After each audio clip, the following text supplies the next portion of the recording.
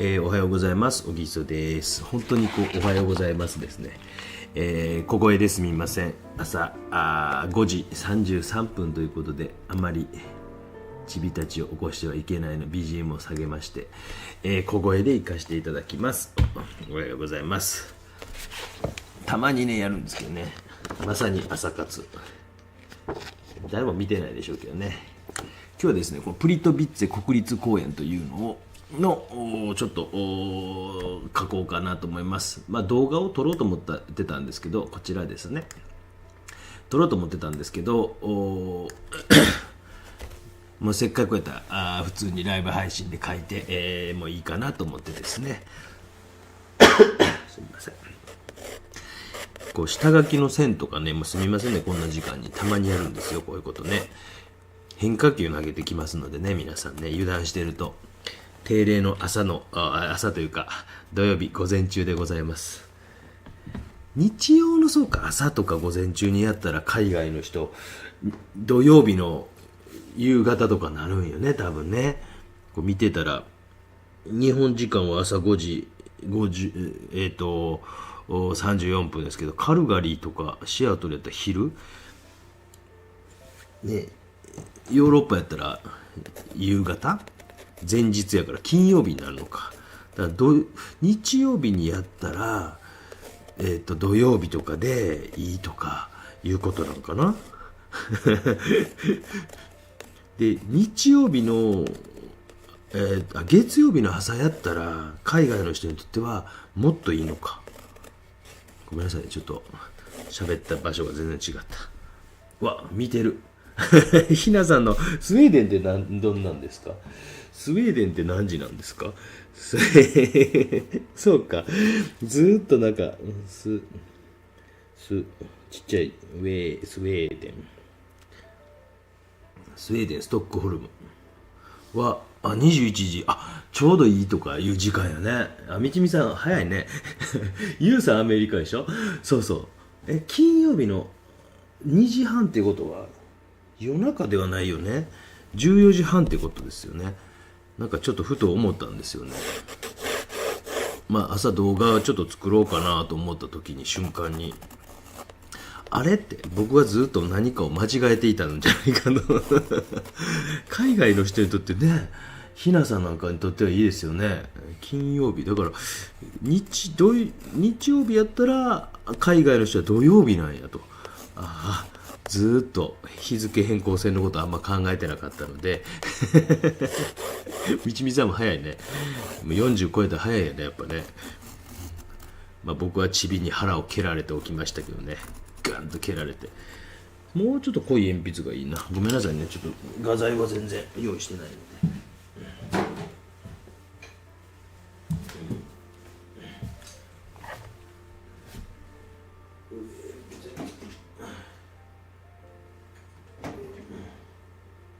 すいませんね、ちょっとね、あれいっぱいあるんやけどね、ペンとかはあるんやけどね、鉛筆がないよねいつもねこれペンのやつやった。あかん、あれへんわ。 B ぐらいが欲しいんやけど、あれへんな。若干今日はちょっと暗めに画面をしています。ちょっといろいろ設定変えてるので、こんな時間見てる人、のりおっちゃんさんも早いね。さっき起きました。みちみちさん早いね。今日ね、朝ちょっとチビのプラモデル作りを付き合ったらんといかんから、午前中からですね、午前中多分時間ないやろうなと思ってね、ライブ配信よりプラモデル作りの方が全然大事ですから、我が家にとってはですね。ウルトラマン何やったっけな、ブレザードみたいなやつのずーっと言うとったんですよ。うるさい、もう欲しいもう3000円もしたんですよ。もう3000円ですよ、このね。もうさね、でもだから幼稚園行かへんとかわがまま言いまくりよってですね。でもようやくアマゾンさんで届いて、いつ届くのってだから月曜日やって言ってるんですけど、ずーっと言っててですね、もう結局もうめんどくさくなったんで今日渡そうと思います寝るのも早くなりました。久保さんも早いですね。広瀬試験さんも久しぶりですね。おはようございます。昔何度かね、3時とか4時にライブ配信したことありますけどね。ちょっと日曜日の午前中とか朝とか考えていこうかな。そうしたら海外の人にとっては、ね、ひなさんありがとうございました。いろいろ。今週も鬼好評でね、めっちゃ、あれでしたよ。スウェーデンの人特集になってますよ。5、6人いらっしゃいましたもんね。そしてあの人が社長やという大落ちで書いた人が社長やという。そして私の予想が当たってましたね。おしゃれ番長ですか。やっぱそうですね。おしゃれですもんね。おしゃれ番長なんやな、やっぱな。これ水ね、地面ねとか水ねとかっていう感じで、プリトビッツェ国立公園というクロアチアのですね、プリトビッツェって打つのがめんどくさかったからもうクロアチアってしておきましたけど、国立公園のあれでございます。いやーほんとね、もうちょっとライトこっちにしようか。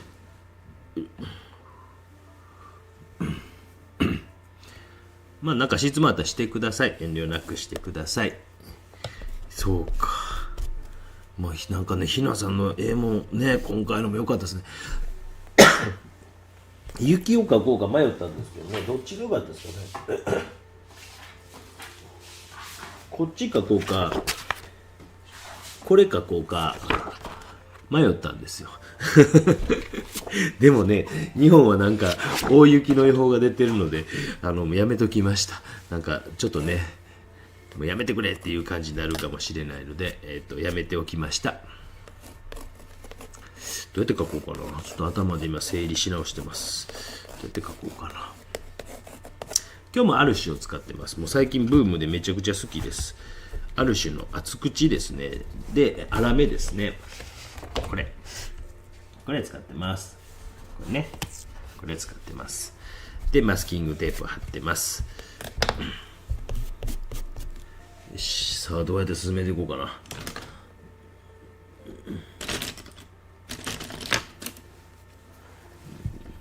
今日はちょっとプラモデル作りがあるので、ちびっこのですね、手伝っやったらんといかんので、ごめんなさい。午前中からウルトラマンなんとかとかもう好きよね、子供ね。なんであんなに好きなんですかね。もう好きよね。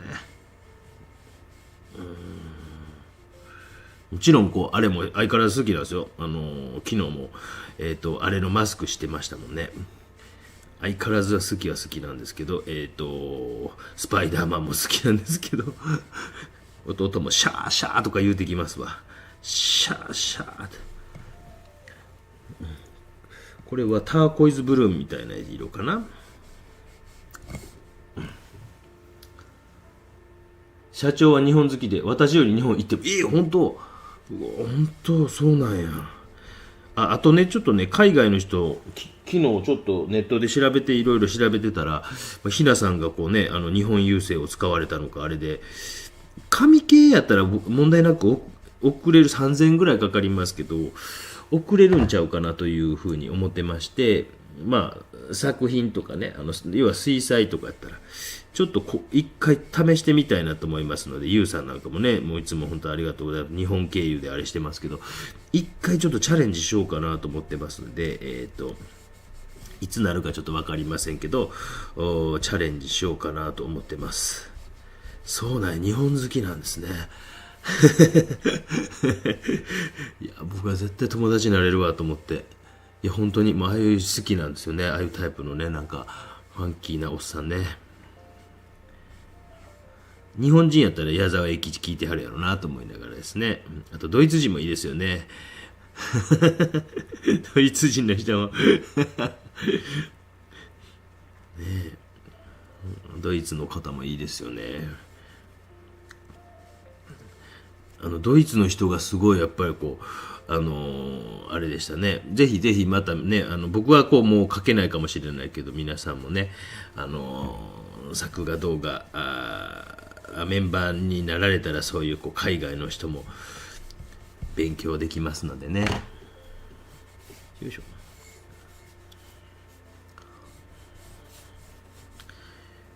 濃厚、これはフタロシアニンブルーみたいなのかな。こういうねちゃんと置く仕事が難しいですよね。皆さんね、こうフタロブルーみたいな色少し入れました。なんかちょろっとコメントでね、その夢の国のような福祉国家じゃないですよって、あそこがすごい気になりましたね。僕の本当にこうよくしてもらってる先生は留学したのがスウェーデンなんですよね。で一回なんかスウェーデンのその大学の先生、日本に呼びはったことあったな。僕はお会いできなかったですけどね。そんな夢の国のようじゃないですよっていう、ああいうこういう方に国会議員の人話聞きに行きゃいいのにね。向こうの国会議員に話聞いても、まあもちろんすごい大事なんですけど、いっちゃん大事ななんか地元でその言い張る日本人の話を聞いた方が絶対ええと思うんやけどな。いいも悪いもね言うてくれるからね。国会議員の先生、僕ちょっと知り合いおるから今度会ったら言うときますわ。ね、海外視察行くときはぜひ日本人をだいぶ僕も友達増えてきたんでって言って珍しいですよね。佐賀選出の国会議員の人と今5人か6人いますけど3人に飲んだことありますもんね。皆さんコメントあったらください。適当にね、こんな時間ですのでだらーっと やりますけど、ちょっとですね、まだ日本はこういろいろ今、昨日もねなんか派閥解体というのが出ましてねそして若手のね福田さんって昔こう総理大臣やった息子さんが新しいグループを若い人で作るぞみたいなことを言うてて解体したばっかやのになと思って僕はそういうのそのコメント見て笑ってしまったんですけどね。僕だけやろな笑ってるのな。もうね本当にもうちょっとねそういうアホな話もできるようになってきました。よし、ちょっとこうマスキング液とか本当は使いたいんですけどね、マスキングで液苦手やっていう人も結構いたりねするので、ちょっとマスキングじゃないやり方をてかしっかり塗り残しながらやっていこうかなと思います。で皮かむちにね結構ねこの段階でね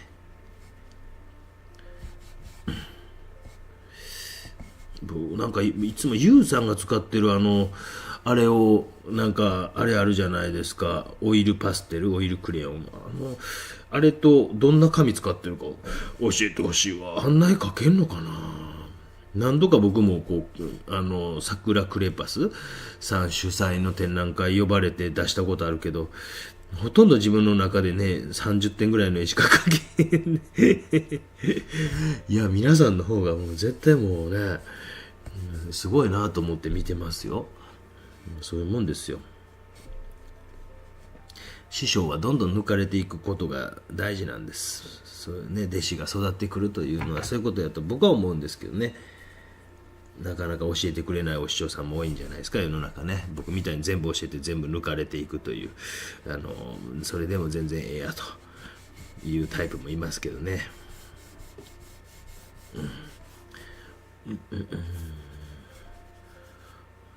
みちみちさんとか編集とかどうなんですか。めっちゃ動画いっぱいあるんですけど、今ある一人の、小広さんって人だけやってるんですけど大変ですか暇やったらバイトします本当。すごくこう動画いっぱい楽しいから作ってるんですね今ね。なんかこう個展が終わって反動ですね完全にね。やっぱ好きで動画やっぱ楽しいんで作るの好きで反動でめちゃくちゃ作ってしまってるんですよね。でも編集する時間とかねやったら書きたいな思ってるんですけど、このもし YouTube 今日ご覧になってる方で動画編集好きな人とか得意な人いたらほんの少しだけですけど謝礼も払いますのでほんの少しですけど暇つぶし程度に編集したいなと。僕がだいたい20分ぐらいとか30分ぐらいに編集してしまってそこからまあ今やってくださってるのはそこにこうなんかテロップ入れたり文字入れたりしてくださってますけどね。もしこれ見てめちゃくちゃ安いですけど、日本のあれに触れますけど、副業として少しこうやりたいなとか思う人いたら、メールの方に連絡いただければですね。ほんの少しだけやったら払えます。うわ手伝う。いやでもなんかね、もう本当にそんなにこう事細かく文字入れる必要もなくて、なんか任せるんやけどね。またじゃあ条件というか、その小広さんが優しすぎて、その優しさに僕も甘えすぎてる感あるんですけどね。あれどこやったっけ、どこ書いてたっけ。ここがこれで、ここがこれで、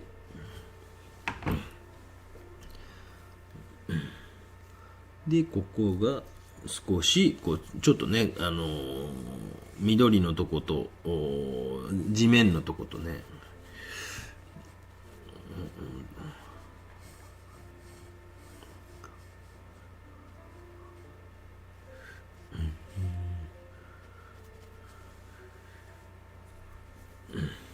なんかもうみちみちさん凝りすぎてしまってねあんま凝らんでいいよ凝りすぎてしまうとねあれやからね、申し訳ないからね。あ、どこ書いてるか全くわからなくなってきた。しまった、ちょっと間違えた。ごめんなさい、ちょっとティッシュ持ってきます。よいしょ。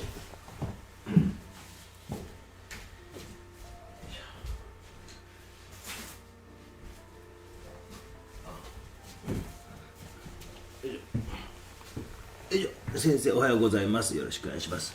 オイルパステは韓国製ムンギョウ、ありがとうございます。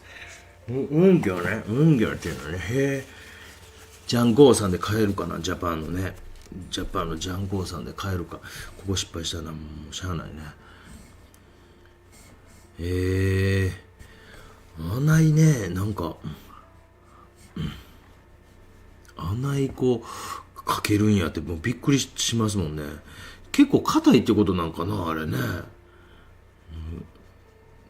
なんか日本のこうクレヨンとか、まあクレパスっていうのは桜さんの商標多分登録であれやと思うんですけど、そんなに書けないですよね。なんかあそこまで書けんやったらなんかね楽しそうやもんな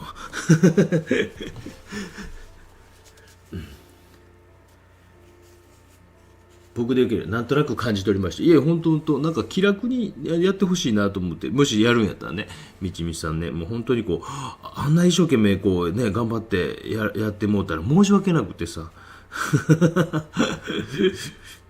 なんか本当にこう小広さんは一番初めに動画見れるんで嬉しいですとか、なんかそんなこと言ってくださって、そんなぐらいの気持ちでやったら全然ね、こちらも気楽なんやけどね、もう皆さん本当にこう一生懸命やりすぎるとね適当になんか渡して1週間から2週間ぐらいで返してもらったらありがたいなぐらいの感じで、もうだいたい20分ぐらいに僕がバーッといつもまとめて、であとはなんかこう作品の写真と作品の完成画像をだいたい渡してる感じなんかな。上から描いていけばよかったなと今めっちゃ後悔してます。でもこの時間にやるとやっぱ海外そうか。で金曜日やからね、日曜の朝やったら向こう土曜日も休みなんですか世の中って海外も休みなんですかね、どうなんですかね、ちょっとよくわからないですけどね。本当にもうね日本はね本当ちょっと年明けからいろいろあったけどね、なかなかいろんなことがある今年のスタートやからどうなんですかね。海外のニュースとかが全然入ってこないですね。でも寒いんでしょ、寒いの嫌や。僕これこのシャツ1枚で今過ごせてますもんね。そう考えると、でも来週寒いみたいですけどね、そう考えるとね、どちらかというと柔らかめですか。あ、パウル・ルーベンスかっこ中国製なんや。パウル・ルーベンスという名前で中国製っていうのも面白いですね。でも考えたらね、ホルベインもね、ハンス・ホルバインから来てるから、でも日本製ですもんね。ハンス・ホルバインから来てますもんね、あれね。名前の由来が。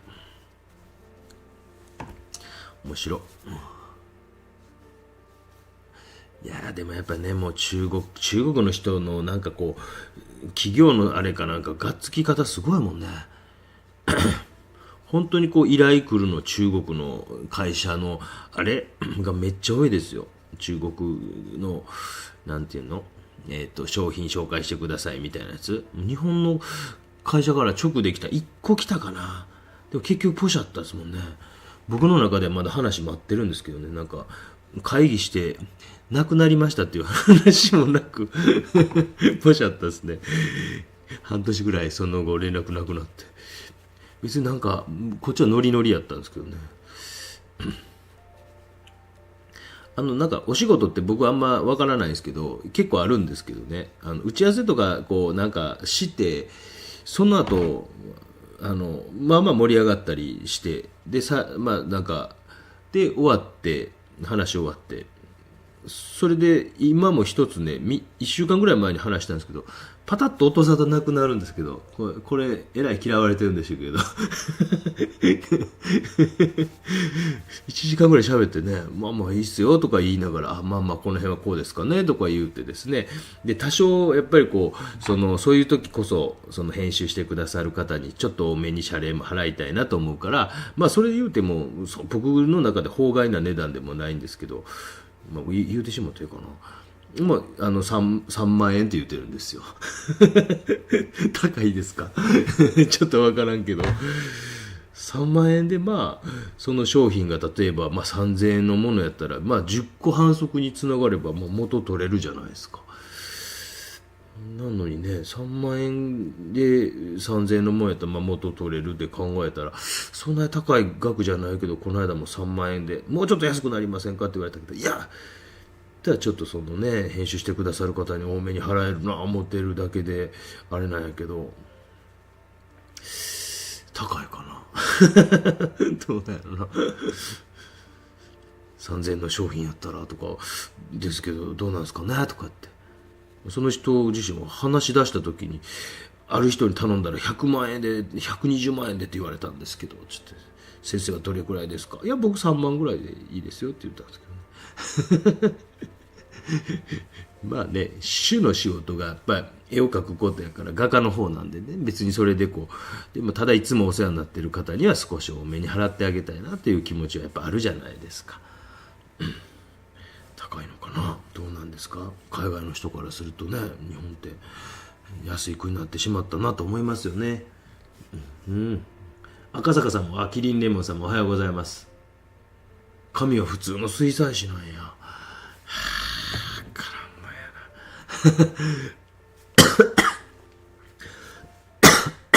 赤坂さんもすみませんね、久しぶりの朝活ですよ。今日はプラモデル作りをしないといけないので、お兄ちゃんのですね、うさお兄ちゃんのプラモデル作りをお父ちゃんやらんといかんので、朝7時に開くパン屋さんが美味しいパン屋があるんで、そこに行こうと思ってるので、7時前には終わりたいなと思ってます。今日は定例のいつもやっております定例の7時15分ぐらいに行った方がいいかな。駐車場もめちゃくちゃ混むんですよね。逆にもう15分ぐらいに着くとちょっと空いてますけどね。パンってね、美味しいパン屋さんって近くに1個あるといいですよね。皆さんどうですか。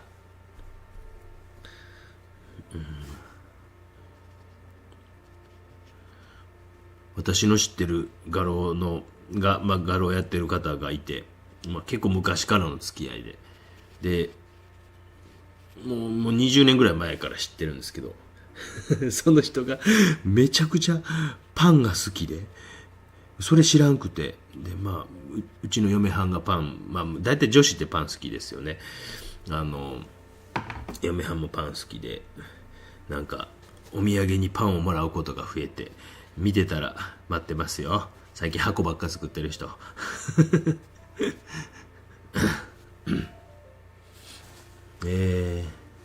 変色とはあるかわからないです。顔料の要は転色剤と呼ばれるものののり分がどういうものなのかでしょうけど、基本的にはなんかこうクレヨンそんなせんと思うんですけどねわからないですけどね、どういうローですよね、確かね、ローかなんかであれしてありますけど、いやでもね、なかなかあれだけかけたらおもろいでしょうねと思って、よいしょ。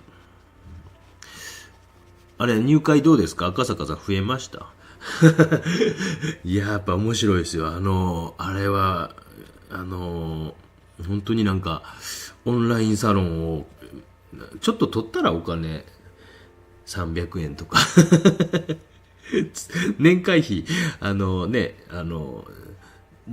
J みたいな感じで、最近亡くなった事務所の4000円ぐらいの年会費取ったら、年会費4000円ぐらい取りはったらどうですか。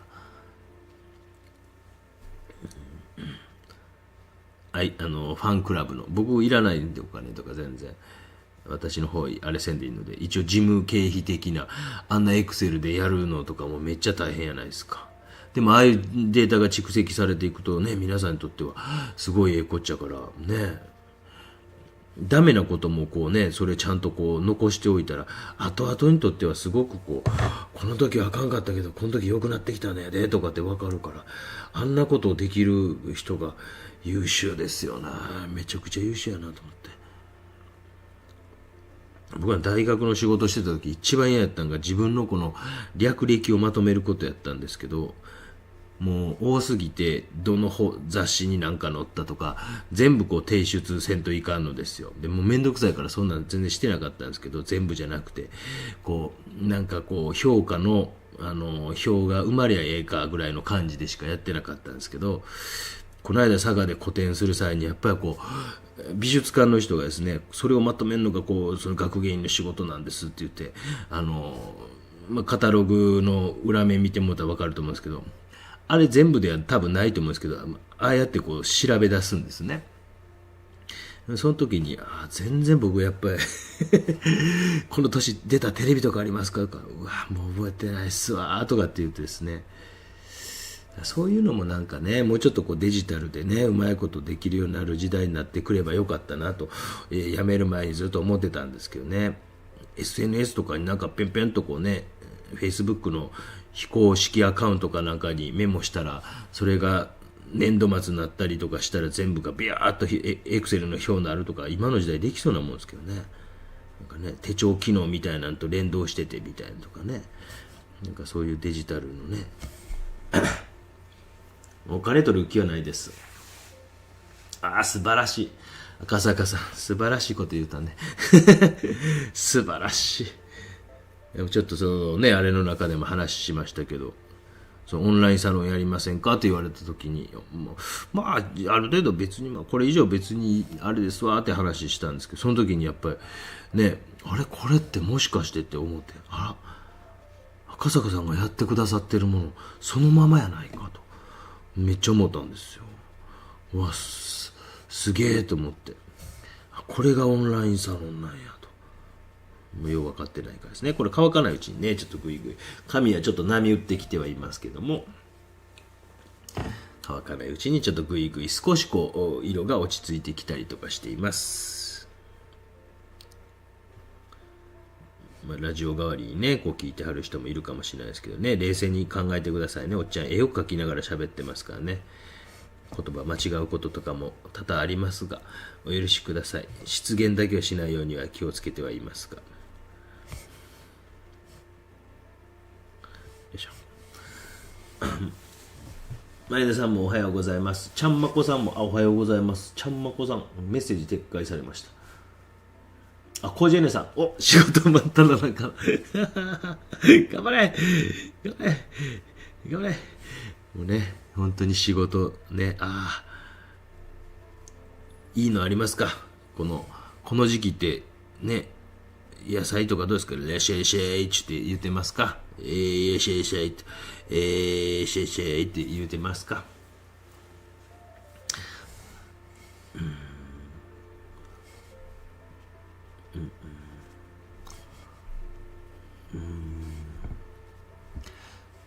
そうか、日曜日の朝とかっていうのはちょっと手やな。ね。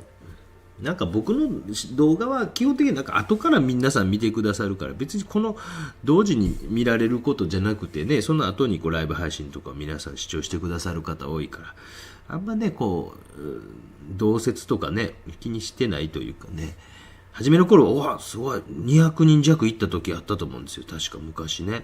まあコロナ真っ只中やったから皆さんね、家でめっちゃ暇やったんでしょうし、僕なんかは別にね、何でも仕事できるから暇とかあんまないんですけど、今はね、なんかその後伸びるっていうのが多いから、そっちの方がなんか嬉しいですもんね。こういうところね、皆さんにとっては筆使いなんて参考になるんじゃないですか。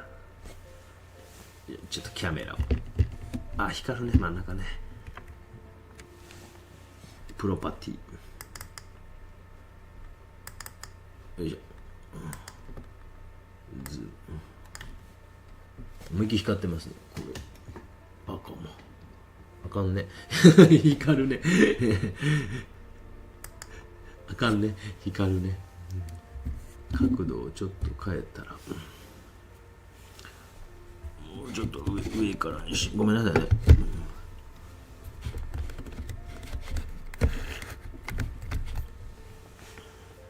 こっち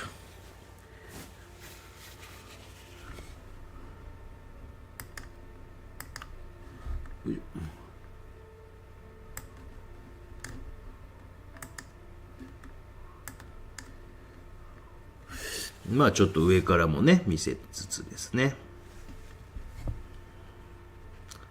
もうちょっと乾いてきましたね、絵の具がね。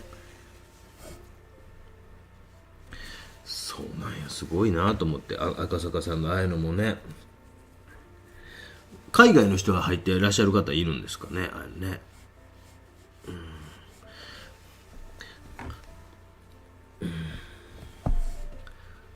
バンクーバーの方は見てないかなLINE でお話ししたんですよ。おもろーと思って。すごいですよね。あれ、お金かかんないですかね。あれ、めっちゃなんか、通話料的には取られたら、えらいことになるんやけど、40分ぐらい話したんですけど、LINE って海外は大丈夫なんですかね。それちょっと確認もせずにやってしもうたんやけど。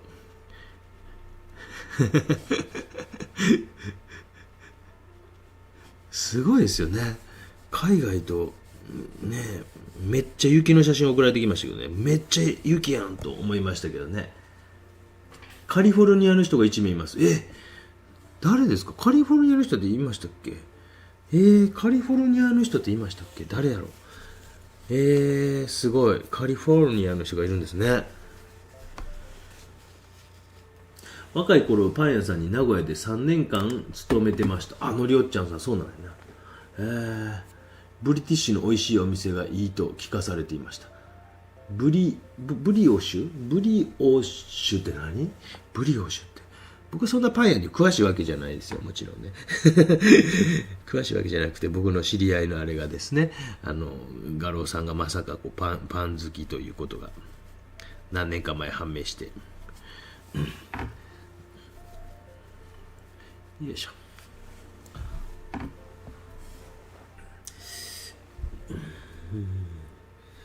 一回ちょっと乾かそうかな。みなずきさんね。ハ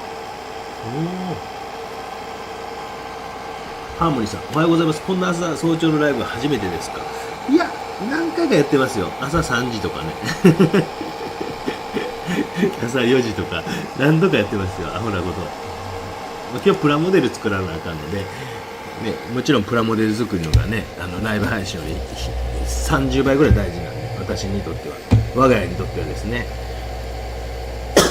ウルトラマンブリザードのですね、ニコさんもおはようございます。なんか最近の僕のルーチンは、朝水彩とか朝作画動画を描いてるんですよ。で、なんかこう、日中は油絵とか、のを描いたりしてます。で、今日はもう本当にこうなんか、鬼公表も昨日ね、多かったですね、今週ね。全部撮れたから、よし、撮れたと思って。撮れた思ってですね、気分もいいので。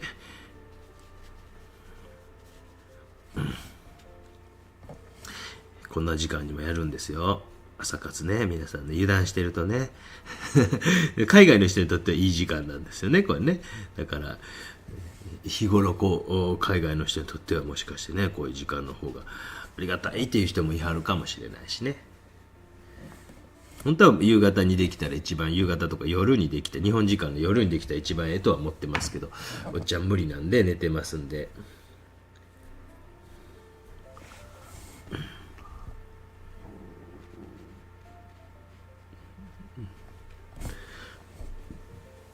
プリトビッツェ国立公園というところでございます。ちょっと乾かしたいな。そうなんや。フェイスタイムお金かからないんで iPhone の。そうか。ありがとうございます。祈ってます。いや、なんか本当に困ったこととかね、あれでも相談乗れるなと思ったんですけど、それが増えすぎてもね、おっちゃんみたいにそういう仕事がもう嫌になって辞めたりしちゃうから。うわ、綺麗な、すごい綺麗な。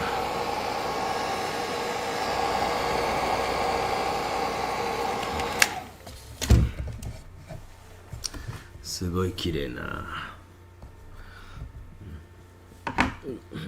そうか。いや、でもこう考えるとね、本当アメリカのそういうこう、あれってすごいですよね。日本はいろいろ遅れましたよね、本当ね。こっから逆転だって言ってますけど、いや、もう逆転とか狙わんでええと思うんですけどね。やっぱりこう、ね。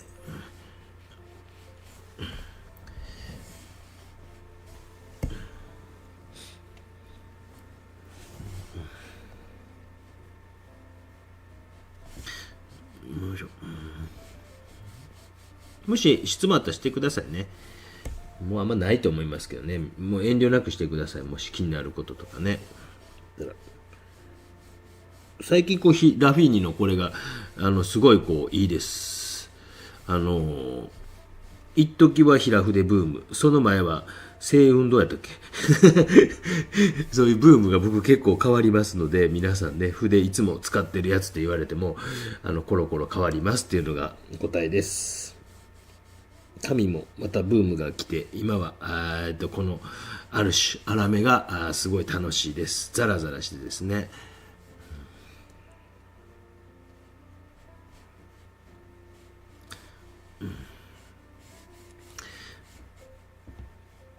プラモデル作り頑張らんといかんな。よいしょ。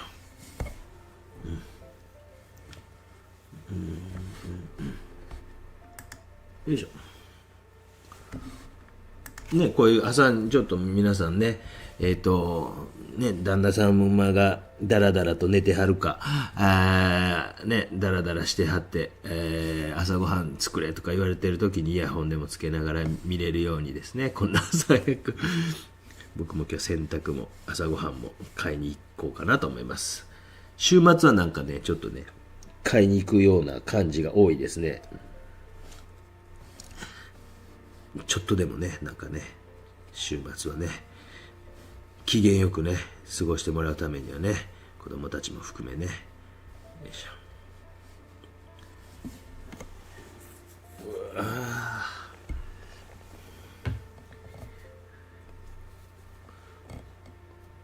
昨日、本当はですね、今週は、あそこに行こうとは思ってたんですけど、残念ながら行けなかったので、鹿児島とですね、残念ながら行けなかったっていうのもありますよね、今週は。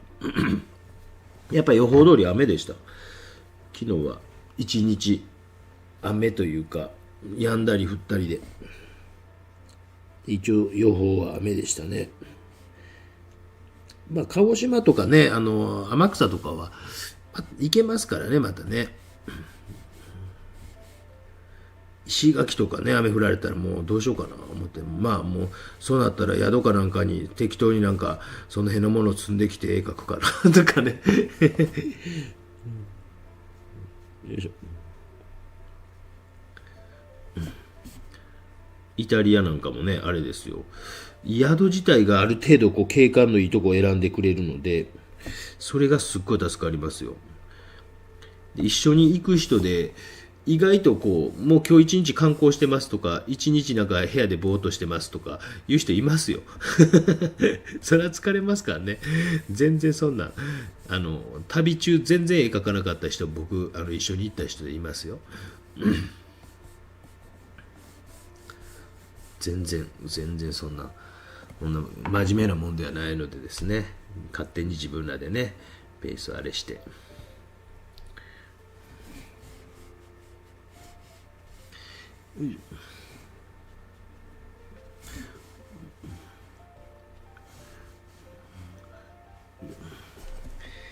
まあここの辺りとかをぐっとこう見せていく感じですよね。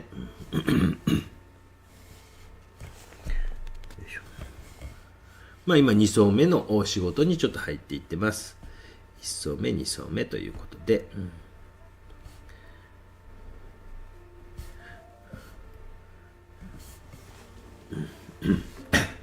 お、赤坂さんいいですね。質問です。絵を描いている途中でこれを仕上げても面白い作品にならないかもと感じ、筆が止まるタイミングがあります。そういうことを感じることはないですか？これね、全く同じ質問がノニ好評のやつで来てましたよ。全く同じの。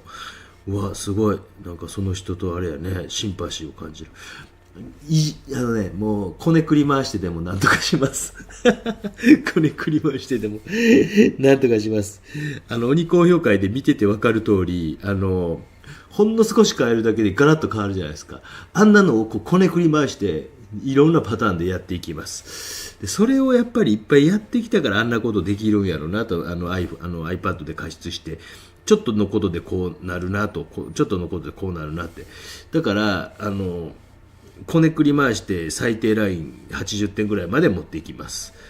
思うことありますよ。全く同じ質問来てました。すごいですね。なんかもう多分、いつかな分からんけど4回か5回目やから260回ぐらいの時に多分答えてると思いますよ。もうそれね、もうこねくり回してもゴミになってまうんで、もうゴミだけは作りたくないのでなんとかこねくり回します。で地球に優しいね。紙やったらまだね燃えますけど、油絵もまあ燃やそう思ったら燃えますけどね。ナイス質問ありがとうございました。いや本当そう、こねくり回してんなと思って、同じこと答えてますんで、それでそちらの方でも確かにそれあるわなと思って。おはようございます、友岡さん。全然いいですよ、遅くないですよ。私が早すぎたんですよ。皆さん何が書いたらいいですか？リクエストないですか？雪の絵とか、今日雪結構降るんでしょ雪の絵とか、なんかライブ配信のリクエストがあったら、人物なんか本当リクエストあったらもう言うてください。そう助かりますわ。もう夜景も描いてたな。夜景の絵もなんかまあまあええ感じでいったんで、それもまあ作画動画にしてお見せしますけど、夜景もねあれやし、ハーモニーさんないですか？なんかリクエスト名指しという友岡さんないですか？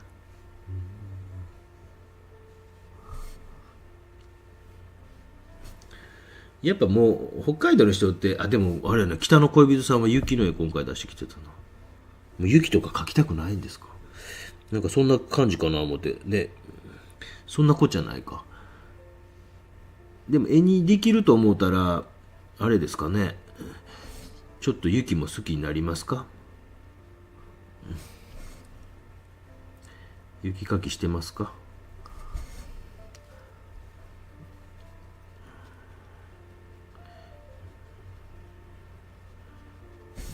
ユウさんのとこもすごいですよね、アメリカのね。すげえとこやなと。ひなさんのね、海外の写真とかもこうすごいなとか。フィヨルド、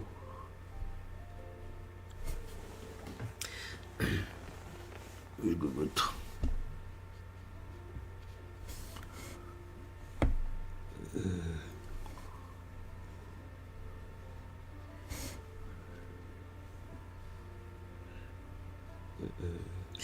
ドレッドも行きたいんですけどね。同じ質問びっくりです。本当全く同じ。途中でもうなんか投げ出したくなったりしないんですか？そういう時どうしますかって。こねくり回してでも、なんとかすると。これだけのこう引き出しがあるから、ね。そういうのはね、もうある程度経験がやっぱり生きてくるんでしょうね。なんかそんな風に思いますよ。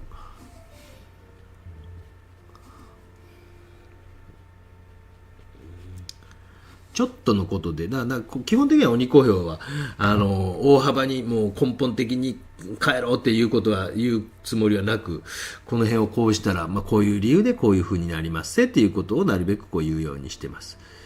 根本的にこう変えるとなると、コンセプトとかそのあたり詰めていく作業になっていくと思うんで、ちょっとなかなかこう、ね、作品だけじゃこう、わからないところがあるのでですね。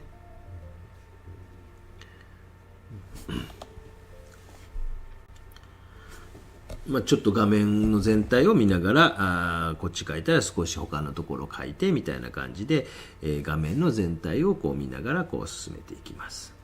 よいしょ。でこう葉っぱもね、一枚一枚こう書くというか、こう隙間をこう書いていく感じで。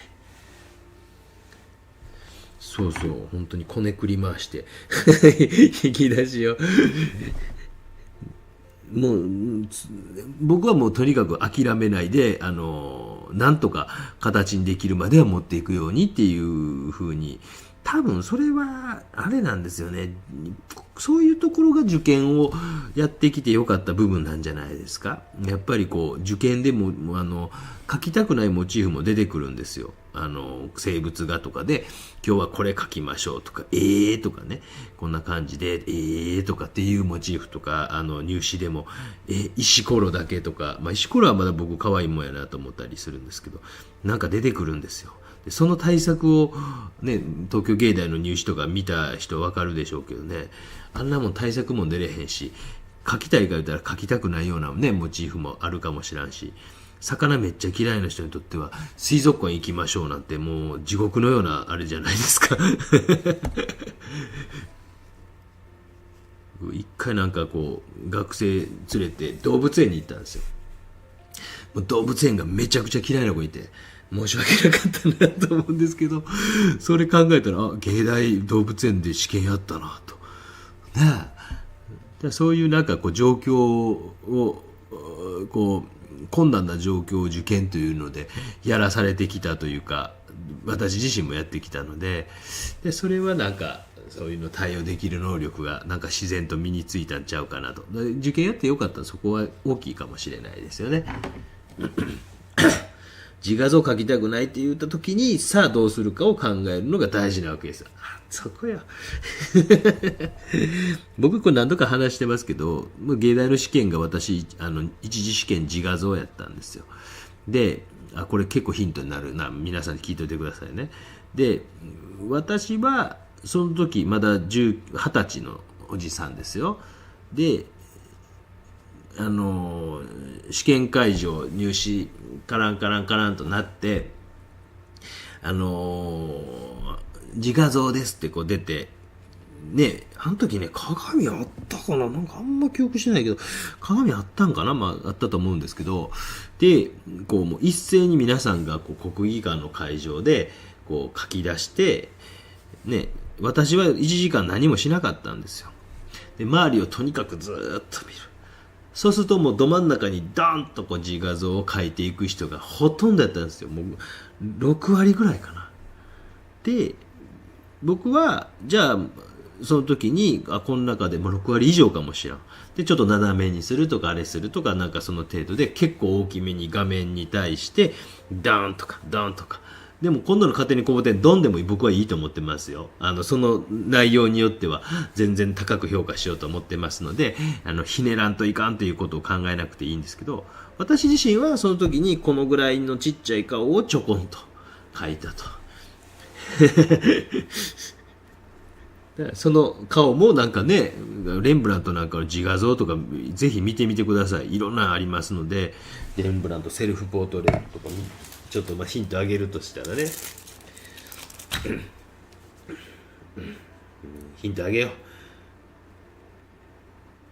ヒントあげよう。朝早く起きたね、朝はなんかの得って言いますからね。どれや。アート&カルチャーはもう老眼すぎて見え。どれや。出てこへん。アート&カルチャー。iPad の方がどこにあるかがわからん。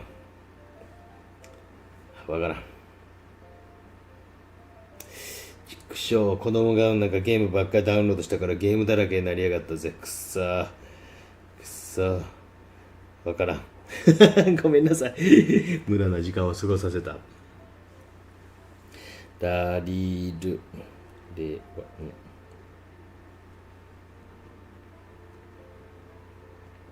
が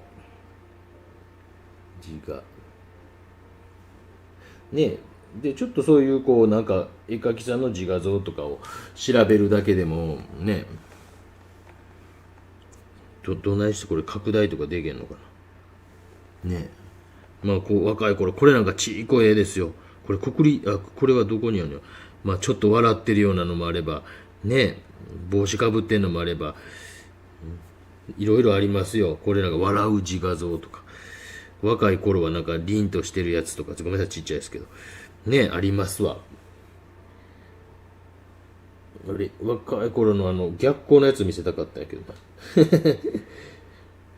別にこうね、その辺をこううまいことやっていったり、名画とかアンチンボルトとかでもね面白いかもしれんし、ありますって。別に正面からこう描きたくない人はその辺の部分で変化球を考えられていったら描けますって。僕も描きたくないですよ。でもなんか日頃こうね、これだけしか描いてないとかいう感じの人いるじゃないですか。風景オンリーの人とか、ちょっとそういう人になんかこう違うものに挑んでほしいなっていう気持ちがあるんですよ。だからお孫さんかなんか書いてもね、若い頃の俺って言ったら俺かもしれんしね、僕その自画像知らないのでですね、その人の顔をね。書き始めてますと。りょうこさんおはようございます。ずいぶん進みました。どれぐらいだったのかな。まあ今日はなんかゆるくやってます。1時間か50分。洗濯がもうすぐできると思います。雨です。今日は室内干しか、もうめんどくさいからコインランドリーに持ってってもええかもしれんね。そうするとね、コインランドリーに持ってってもええかもしれんね。やばい、子供が起きたかもしれん。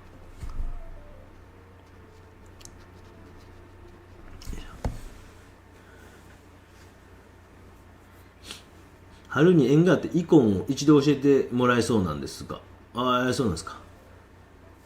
イコンの題材はいかがでしょうか。イコン、イコン、まあなんかね、イコン、まあ僕両親はクリスチャンなんですけど、僕がねあれなんでね、全然、無宗教なんで、なんかねその辺にこうやすやすと入っていってしまうのがこう気が引けてしまうというかですね、宗教のキリストのテーマとか宗教のテーマとかってなんかちょっとこう気が引けてしまうんですよね。なんかね、やっぱこう親父も改宗して亡くなる前はですねあれだったんですけど、僕自身がですねそこがなんかね、そういうのがね、なんかこうそういうところでちょっと引けてしまうというかね、ともかさんありがとうございます。テーマとしてね。そうなんですよね。よいしょ。ハーモリーさん、お絵かき教室でこの時期に花瓶に入った梅を描く。あ、梅、花瓶に入った梅ね。今まで成功したことがありません。梅の花も小さくてどう描いていいかわからないです。途中でギブアップし、いいですね。もう梅ってその花で売ってます？いいですね。ありがとうございます。すごく、花の状態の梅は描いたんですよ。花の状態というか、それは動画にして、多分近々あげるんですけど、木のね。ああ、それはいいですね。ああ、ありがとうございます。ちょっと梅の花この時期教室で描くんや。急いでやらんと。他の YouTuber さんにやられる前にやらんといかんね。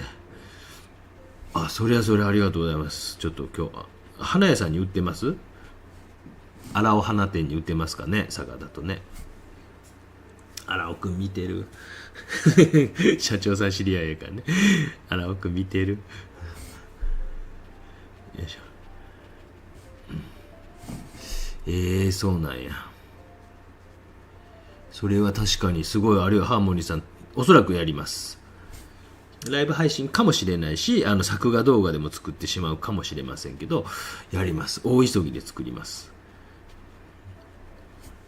あ、そういうの教えてほしいな。絵画教室でこういうものを描くとか、いいですね。なんかこう、花瓶、周りのなんかね、モチーフとかもちょっと買いに行こう。布とかも買いに行こう。それいいですね。めっちゃ助かるわ。人から教えてもらうってめっちゃ楽やわ。2層目で、少しこう描いていきながら、まあ不透明みたいなカドミウムイエローペールみたいなやつやと思いますけどね。ちょっとそういうのも置いてきてます。雨がこちらも降ってまいりました。花屋さんを描く。花屋さんを描くか。花屋さん描くか。ありっちゃありやけど、この間なんかうちのちびっ子が嫁はんになんかプレゼントあげよう思うんやけど、何がいいって聞いたら、お花どうって言うから花買いに行ったんですけど、まあそこのお花屋さんの社長が知り合いなんですけど、そこで勤めてはる人はもちろん僕のこと知らないので、動画見てもらったら分かるんですけど、なんかちょっと態度悪かったんですよ。なんかすごい態度が悪くて、ちょっともうあそこの店行くのやめようかなと本当ちょっと思ってしまうのでまあ聞いてみてもいいですけどね。そんな嫌じゃないですか。社長知り合いなんでどうちゃらこうちゃら言うとか嫌じゃないですか。まあ2回ぐらい飲んだだけですけどね、社長さんともね。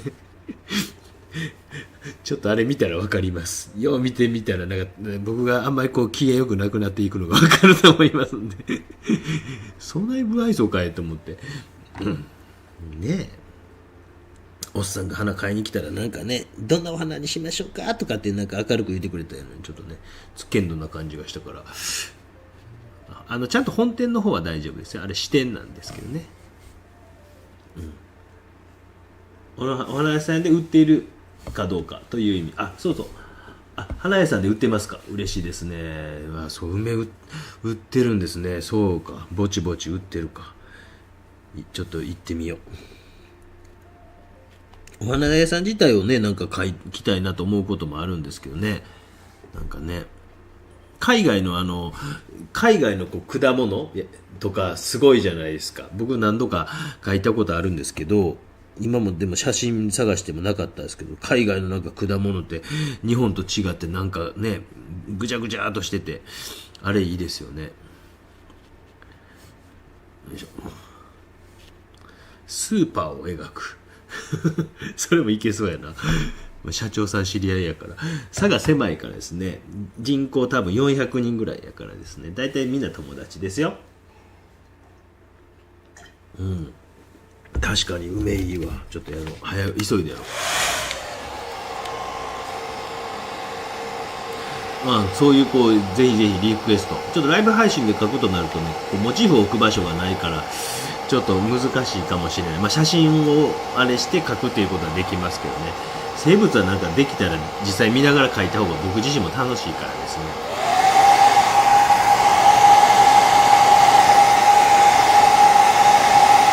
アメ横ね。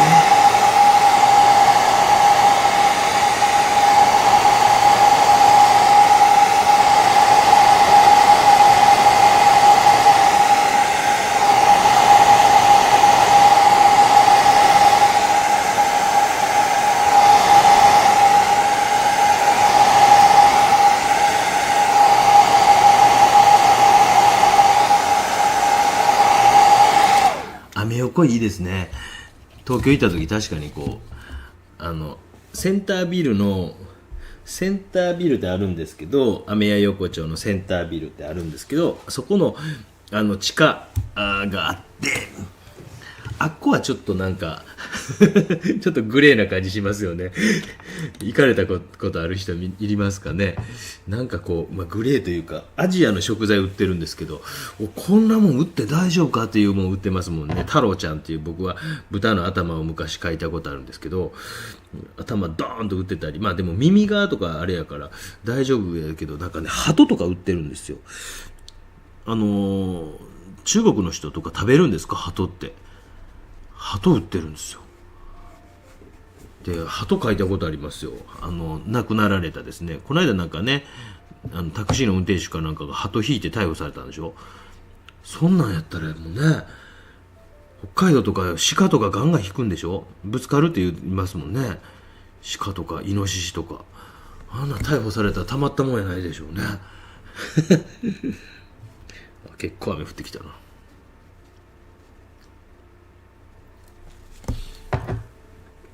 そんなたまったもんやないですよね。アメ横ね、もう行ったらちょっとそれ確かにね、あれここも絵になりますシリーズみたいなんでやってもええかもしれないですよね。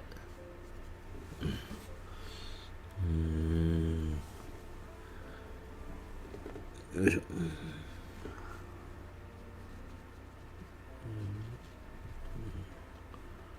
おはようございます、皆さんね。東京まで来なくても市場で働く人とかいいですね。佐賀の商店街、本当にめっちゃ寂しいとこありますよ。おお、寂しいなっていうとこね。でも確かにね、なんかね、結構漁港とかのあれを書かれるね先生とかいますよね。漁港で働くおっちゃんみたいなね、真っ黒に日焼けしたような人ね。よいしょ。もしなんか質問あったら遠慮なく星印でもつけてください。目立つようにですね。あと、勝手に公募展は、まだ動画撮れてませんが3月23日、ぜひですね、勝手に公募展、ボリューム8の、あれをご覧ください。よいしょ。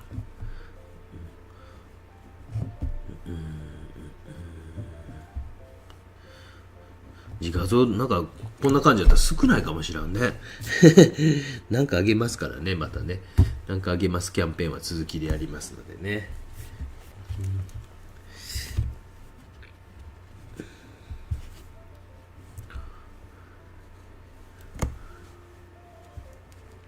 少女像や通勤中の人の群像とか題材にしてはいかがでしょうか。少女がね、あんま友達がいないからね。誰かのお嬢ちゃんね、誰かのお嬢ちゃん、誰かいるかな、誰か聞いてみようかな。この間ね、油絵で描きましたよ。あの方のあれの水彩版とかやったらできるかもしれんですね。群像はね、ちょっと気にはなってるんですけどね。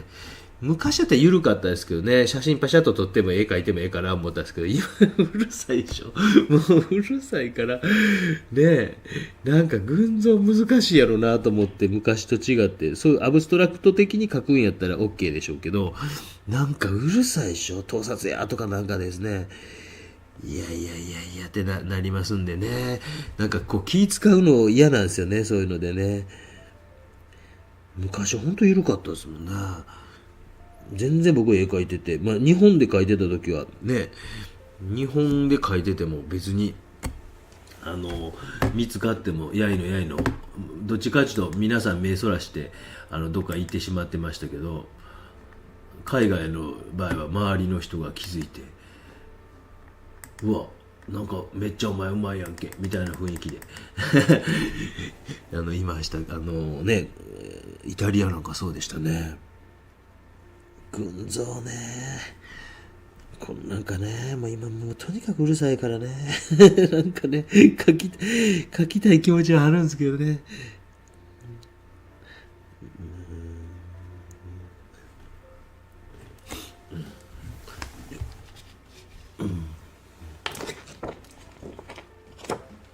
東京まで来なくてもってね、ほんと東京ぐらいですよ、人がたくさんいるのね。なんかね、アメヤ横丁やったらなんかね、取材とかしょっちゅう入ってるから、一言、これ、動画出してもいいですかとか言ったら、いいよとか一瞬で言われそうな気するじゃないですか。でも他のとこやったらね、ちょっと関係各所に、あれを押してとかなんかそんなんなるとめんどくさいので、もういいっすわってすぐなってまうんで、そうなると僕は、いいっすわってなってまうんでですね。なんかスウェーデンの人のあれ見た時すごい思いましたよね、あれね。なんかね、本当におおらかやなと思いましたよ。なんかね、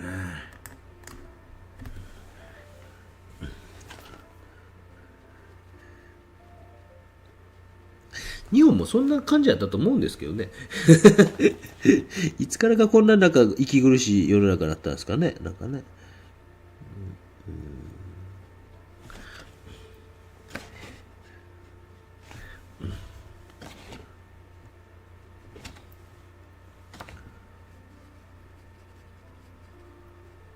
よいしょ。まあ、ちょっとこう塗り残すところは葉っぱに見えたりとか、したりとかですね、少しこう密度を上げて、まだ乾いてないところはそれはそれで滲んだりとか、細い枝描いたりとか、手前にせり出てきている葉っぱ、影を描いて、せり出てきている葉っぱとかを描いたりとか。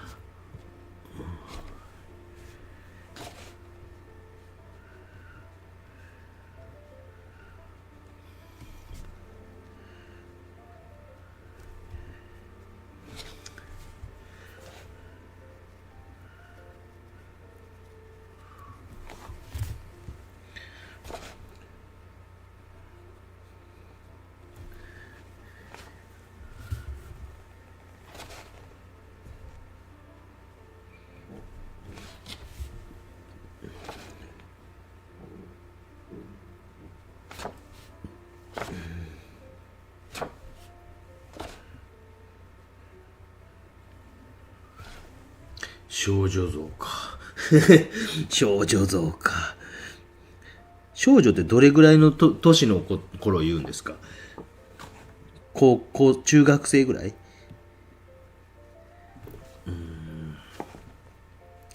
もし佐賀県の見ている中学生いたら、私ならしていいよとか、何々ちゃんいいと思いますよとか、紹介してください。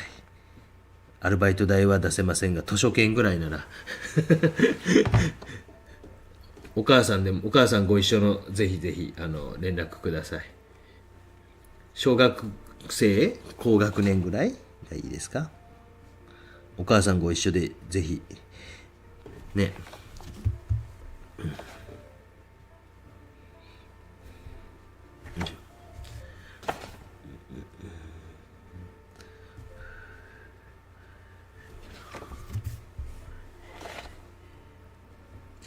ちょっと一回バーッと完全に乾かしたいね、この辺もね。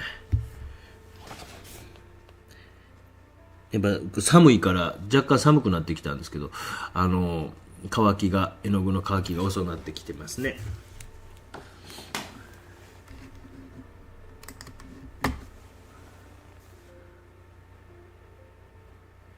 確かに公園で写真を撮っている方を、現職の時は確認にね、動画とかに流す際にこういいですかみたいな確認とかね、自画像難しそうに感じます。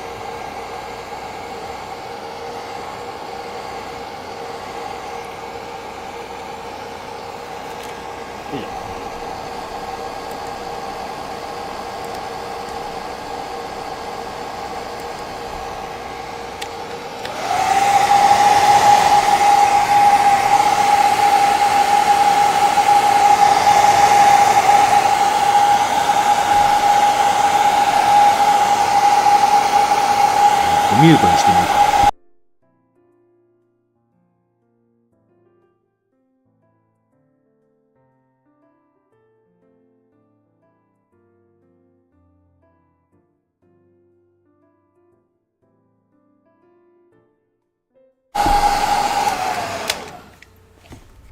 よいしょ。大丈夫かな。ちょっとグッと乾かしました。でちょっと最後のあたりに入っていく前にちょっと密度を上げたいので、少し乾かしました。もし何か質問があったらしてください。ね、なんかね、まあ友岡さんやらね、赤坂さんやら私たち世代はね、緩い時代を知っているのでですね、緩い時代、まあ大体私たちのね、私の視聴者の人は大体緩い時代を知ってますよね。緩い時代ね。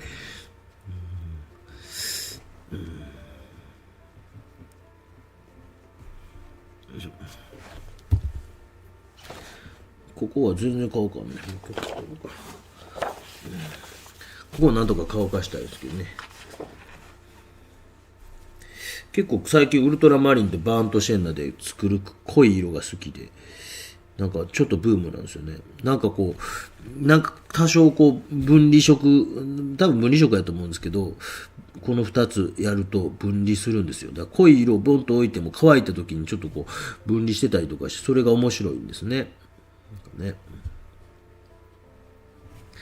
すいません、今日はものすごい朝早く、ライブ配信を始めました。5時半くらいです。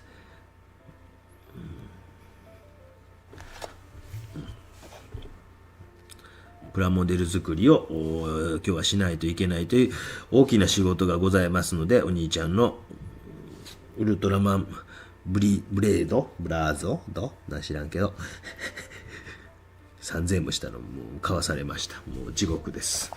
もう本当にもう半年はもう何も買わんでって言ってやります。ええのって言って、半年分かってないからうんとか言ってます。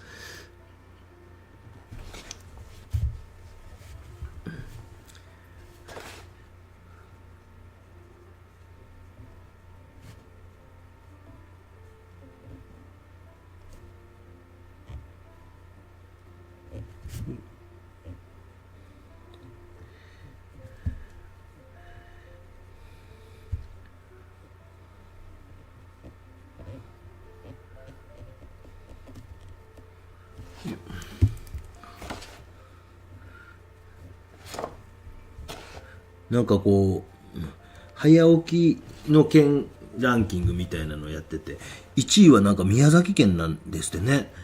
なんかまあ介護職の人とかなんかそういうこうなんか人が多いとかなんか理由ちゃんと見なかったですけどね。1位は宮崎県。まあ確かになんかでも九州ってこうね、なんかのんびりしてるイメージなんですけど、あ、そうなんやと思って。で最下位が確か京都なんですね。と思って。なんか東京とかね、都会の人かと思ったら、都会の人はそうか。東京も広いから、仕事に行くのに遠かったりするとあれか。で我が家は今、なんか、やっぱ、だいたい7時ぐらいかな。今ぐらいに起き出すことが多い。あ、やばい、パン屋さんが。すげえ細かい仕事をしたくなってきましたね。ドライヤーの音、結構今の音をね、大きく、あとマイクもね、一応こっちのマイクの方が高いマイクなんですよ。ひろゆきさんの配信で使ってるやつと同じの買いました。前のやつはね、確か消えてたような気がしますけどね。設定も若干こういろいろいじったりしているのですね。カメラも実はちょっと買ったんですけど、それが全然良くなくて、いつものやつです、このカメラね。肖像権が話題になり始めた頃、テレビドラマの街中の撮影で画面に映り込んだ人すべてに承諾書をもらいに走らされた時は完全に狂ってると。大変や。それはゾッとするわ。ねえ。もう、街ロケとか逆にでけんやんね。もうほんと狂ってるわな。なんかありましたよね。あれ、梅沢富美男さんでしたっけ？なんかね。台風で沖縄かなんか、沖縄行ってて、台風の時に、愛人かなんかと言ってて、思いっきりこう、空港かなんかの映像に、梅沢富美男さんが映り込んだというめっちゃ面白いよね。そんな人がコメントしましたよね。もう、まっちゃん遊ぶ時代じゃないよってコメントしてましたね。あれ面白いなと思ってですね。まあそういったことがあったりするのかね。だからこう、やっぱ僕も、屋外のやつとか、ね、まあライブ配信はもうね、なんかもう知らんわと思ってますけど、若干ね、あまりこう、東京駅とかね、よいしょ。なるべく引きで映るような場所から撮ったりですね、してますよ。よいしょ。朝みちみちさんの話すごいなそういうことやっぱりあるんやな。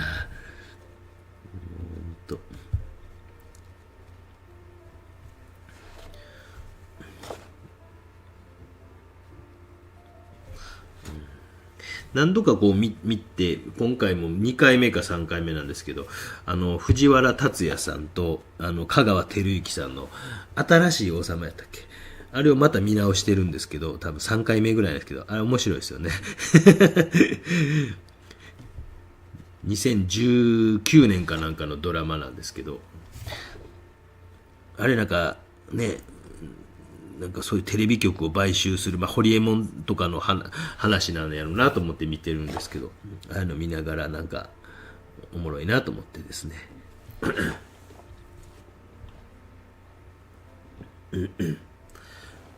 今声は入ってますよね。大丈夫ですね。ごめんなさいね。マイクの音ね。このボタンで多分切れるよね。ちょっと押してみはいはい。つきました。ひろゆきさんがよくこうなんか鼻かむときこうやってはりやる。最近全く見てないですけどよいしょ。なんかガチッと乾いてほしいんやけどな。ガチッと乾かんな。よいしょ。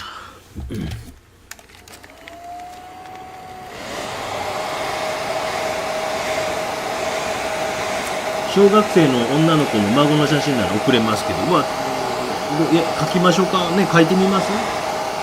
なんかでも写真がこうなるべくこうなんか斜めとか自然光とか何パターンか送ってくれるとすごいありがたいですね。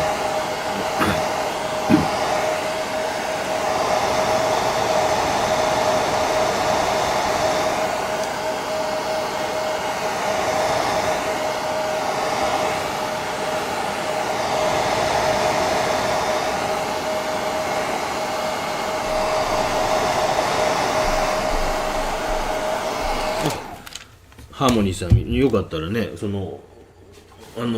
お子さんかな、お子さんが危ない、親御さんがここに載せてもいいという、ここって言ってもここのどっちや、こっちか、これか、ここにこう写真が載ってもええというんやったら、ぜひぜひお嬢ちゃん息子さんどっちか分からんけど、でちょっと最後ちょっと不透明とかも使いながら描き込んでいこうと思いますけどね。もっとグリグリいきたいところなんですけどね。何がいいですか？やっぱ透明水彩ですか？アクリルですか？何で描けばいいですか？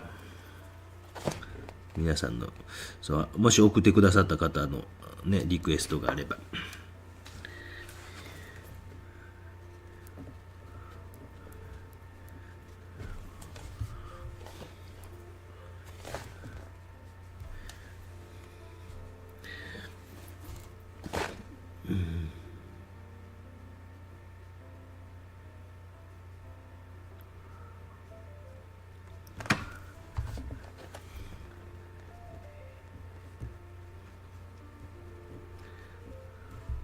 で、密度をちょっと上げていきますね。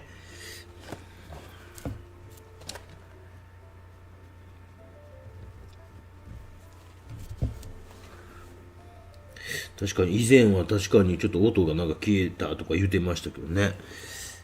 何やろね。マイク自体はちょっと高いのにしたような記憶あるんですけどね。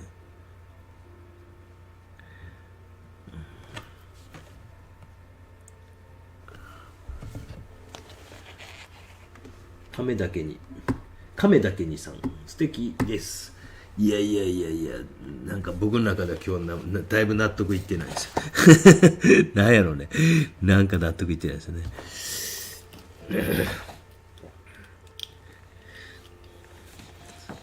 なんか納得いってないですよ。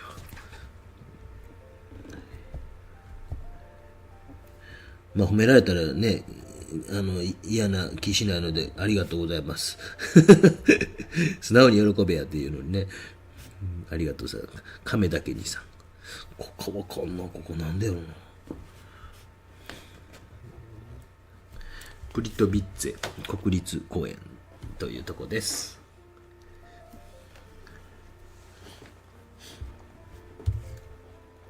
ハーモニーさん了解です。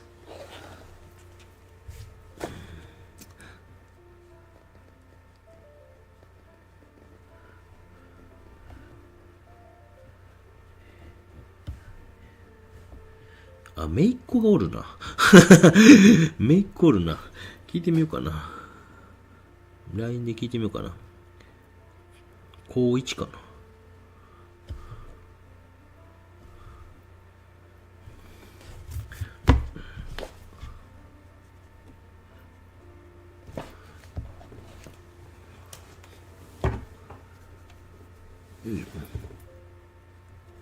まあ、不透明もちょっと入れたりとかですね、していってます。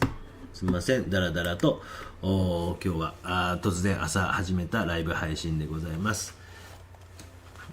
なんか光が動くかな。よいしょ。よいしょ。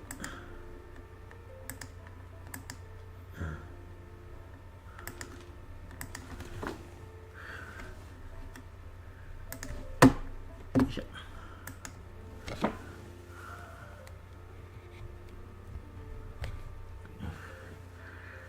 ちょっとね、斜めからもね映さんとね、なんか手のあれとかがね、で滝がこの辺にあって、ここのがここの辺に映っていると。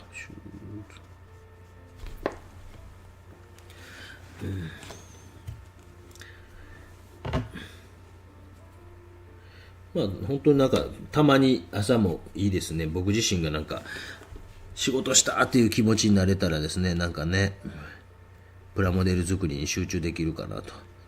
またこれ仕事したいのになとか思ってね、ダラダラしてたらね、プラモデル作るの失敗するかもしれないので、今日は我が家の一大イベント、プラモデル作りがございます。そのために定例の9時10時ぐらいから始めるライブ配信が朝5時スタートということになりました。我が家はお兄ちゃん中心に動いております。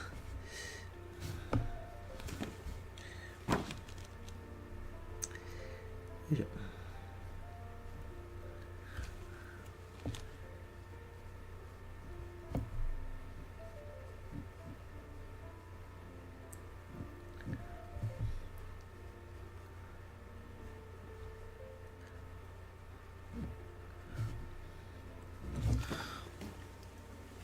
昔はね、お父さんがやっぱ大黒柱でっていうあれも多かったでしょうけど、だいぶ減ったでしょうね今ね。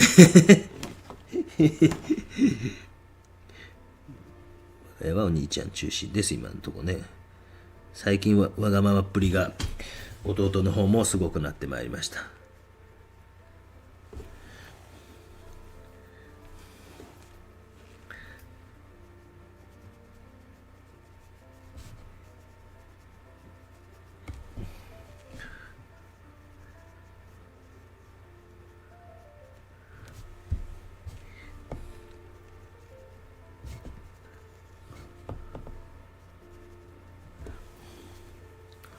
少しこうかすらすようにこう水しぶきなんかこうかきながら、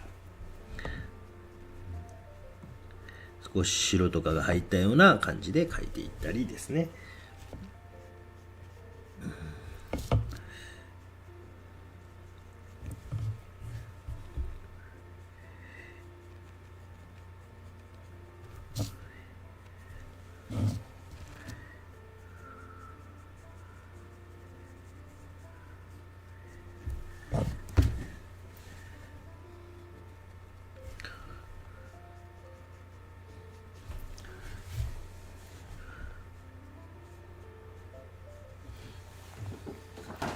年長の孫が泊まりに来ていて起きたので、これで、はいはい。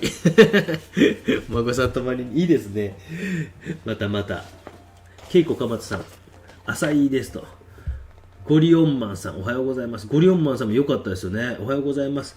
ベススビビ、この方、あれじゃスペシャルサポーターになってくれた方じゃないですか。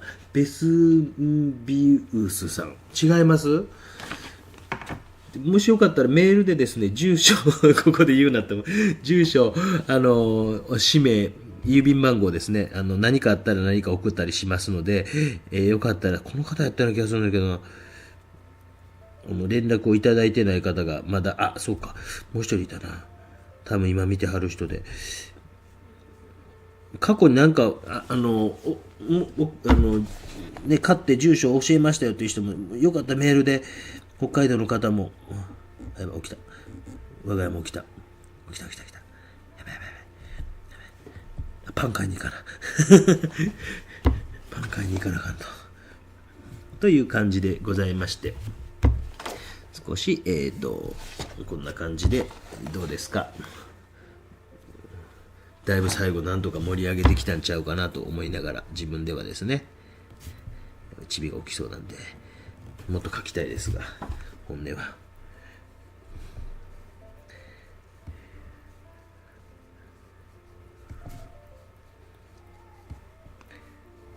弟が起きました。お兄ちゃんの方がちょっと遅いんですよね。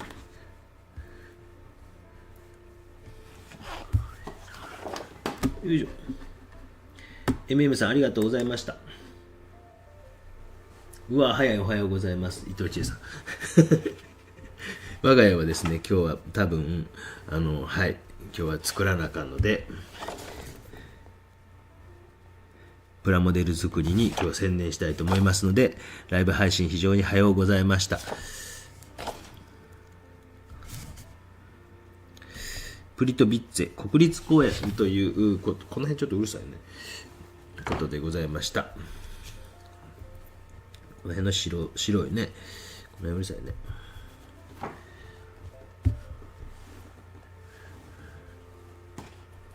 全然終わらん。やっぱ難しい絵やったな。予想はしていたんですが、大きくダンダンダンって作れないタイプの絵なんですね。陰影がそんなこうなくて。で、だからこう難しいやろうなっていうふうに思ってたんです。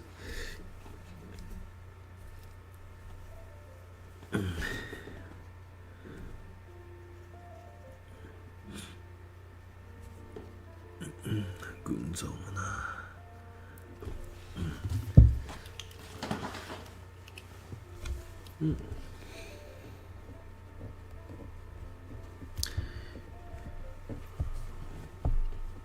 よしという感じでございました。チビも起きそうなんでぼちぼち終わりたいと思います。いや、やっぱ絵描くの楽しいな。僕だけかな。ちょっと頭いかれてるんですよね。ね、これで今日はすっきり集中して、プラモデル作りに専念したいと思います。プリトビッツェ国立公園を描いたという作品でございました。